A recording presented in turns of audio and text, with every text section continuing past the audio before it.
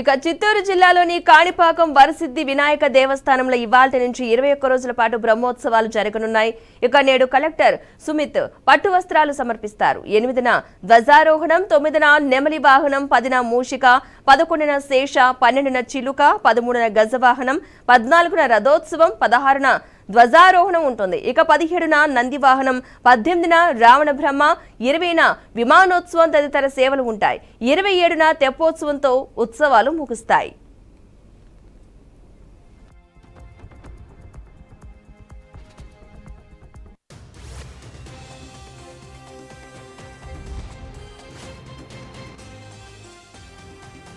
ఇక కాణిపాకం బ్రహ్మోత్సవాలకు సంబంధించిన పూర్తి సమాచారాన్ని మా ప్రతినిధి గోపీనాథ్ మరింత సమాచారం లైవ్ లో అందిస్తారు. గోపీనాథ్, చెప్పండి, కాణిపాకం బ్రహ్మోత్సవాలకు సంబంధించిన పూర్తి డీటెయిల్స్ ఏంటి?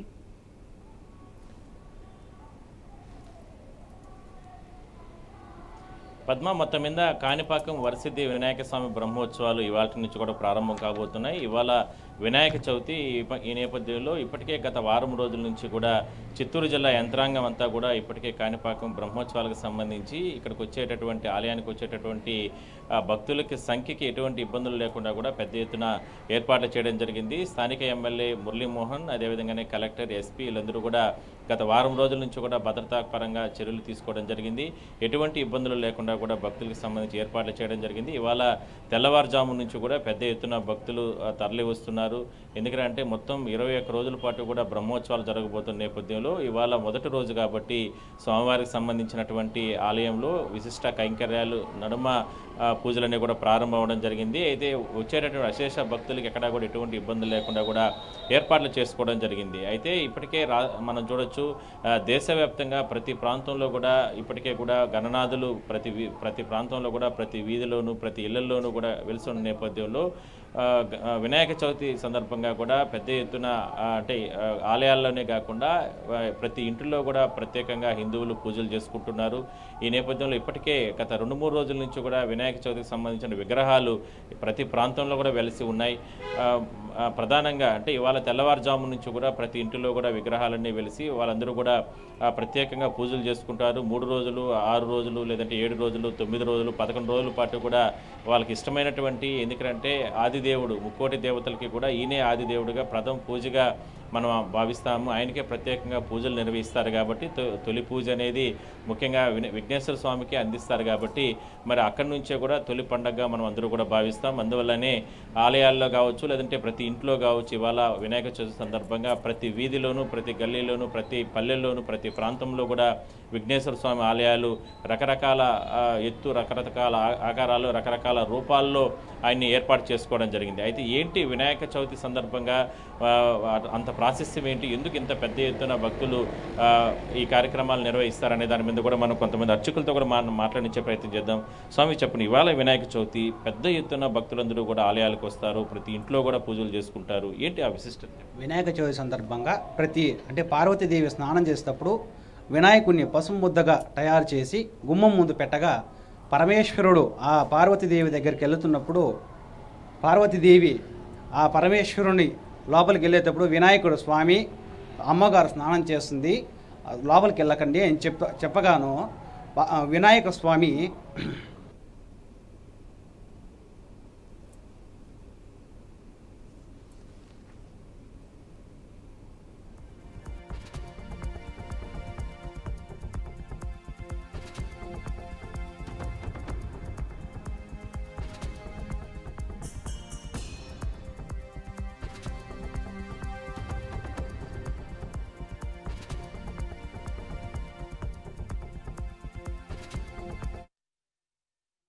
స్వామివారికి దర్శనము, స్వామివారి కార్యక్రమం చేయన ప్రతి ఒక్కరూ వినాయకుల్ని ఇంట్లో కానీ, గుళ్ళో కానీ, బయట ఇంట్లో పూజ చేసుకొని గుళ్ళేకి వచ్చి స్వామివారిని దర్శనం చేసుకొని భార్యాభర్త సమేతంగా స్వామివారిని దర్శనం చేసుకొని చేయడం వల్ల చాలా మంచిది. ప్రతి ఇంటికి, ప్రతి గృహానికి, ప్రతి ఊరికి, ప్రతి రాష్ట్రానికి ఏ పూజ చేసినా, ఏ వ్రతం చేసినా, ఏ నోమినా, ఎలాంటి పూజ చేసినా వినాయక స్వామి పూజ చేసి చెయ్యండి ఎలాంటి ఫలితం లేదు అని శాస్త్రాలు చెప్తుంది. పురాణాల్లో స్వామివారి కళ్యాణానికి సిద్ధి బుద్ధి వినాయక స్వామి కళ్యాణానికి ఆయన తాలిబొట్టు ఆయన దాచిపెట్టుకున్నాడు. ఎందుకనగా అంటే స్వామి వినాయక స్వామి అంటే పసుపు ముద్ద చేసి స్వామివారికి పూజ చేయలేదని ఎలుకకి తాలిబొట్టు తీసి పంపించింటాడు.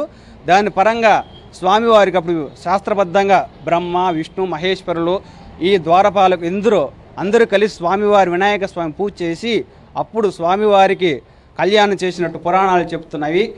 చవితి రోజున స్వామివారికి గరిక, ఎలుకకాయలు, మొక్కజొన్న, చెరుకులు, ప్రీతికరమైన పదార్థాలు స్వామివారికి గుడి దగ్గరకు వచ్చి దర్శనం చేసుకొని ప్రతి సమేతంగా వచ్చి దర్శనం చేసుకొని స్వామివారిని ఇంటికి వెళ్ళి పూజ చేసుకోవడం వల్ల ధన కనక వాహన ప్రాప్తి కలుగునని శాస్త్రం చెబుతుంది.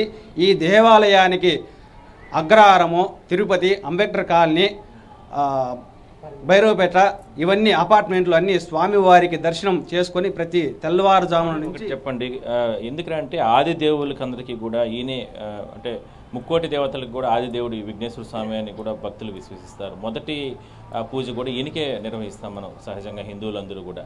అంటే సహజంగా ఇవాళ వినాయక చవితి రోజు తెల్లవారుజాము నుంచి ఆలయాల్లో ఎటువంటి పూజా కార్యక్రమాలు జరుగుతాయి? తెల్లవారుజామున ఆలయ శుద్ధి, స్వామివారికి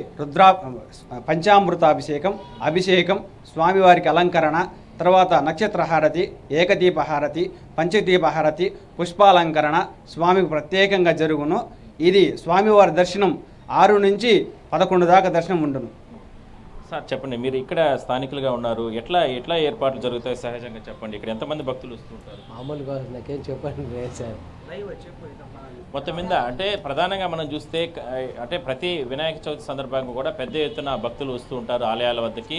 తెల్లవారుజాము నుంచి కూడా విశిష్ట కైంకర్యాలు, స్వామివారికి సంబంధించి పూజలకు సంబంధించి పెద్ద ఎత్తున ఏర్పాట్లు చేస్తారు. అదే స్థాయిలోనే వాడవాడలా కూడా ఇప్పటికే కూడా విఘ్నేశ్వర స్వామి ఆలయాలు వెలిసి ఉన్నాయి కాబట్టి ఒక కాణిపాకం ఆలయంలో 21 రోజుల పాటు కూడా బ్రహ్మోత్సవాలు జరుగుతాయి. దానికి సంబంధించి ఇప్పటికే కూడా అన్ని ఏర్పాట్లు కూడా పూర్తి చేసుకోవడం జరిగింది. ఇవాళ సాయంత్రం వరకు కూడా ప్రత్యేకంగా దాదాపుగా ఒక 50 నుంచి 60,000 మంది వరకు కూడా భక్తులు దర్శనం చేసుకుంటారు. ఇక ఇప్పటికే జిల్లా వ్యాప్తంగా ఉన్నటువంటి అన్ని విఘ్నేశ్వర స్వామి ఆలయాల్లో కూడా పెద్ద ఎత్తున తెల్లవారుజాము నుంచి కూడా భక్తులు తరలి వెళ్ళి విఘ్నేశ్వర స్వామికి ప్రత్యేకంగా పూజలు చేసుకుంటున్నారు. Padma. Right, thank you Gopi.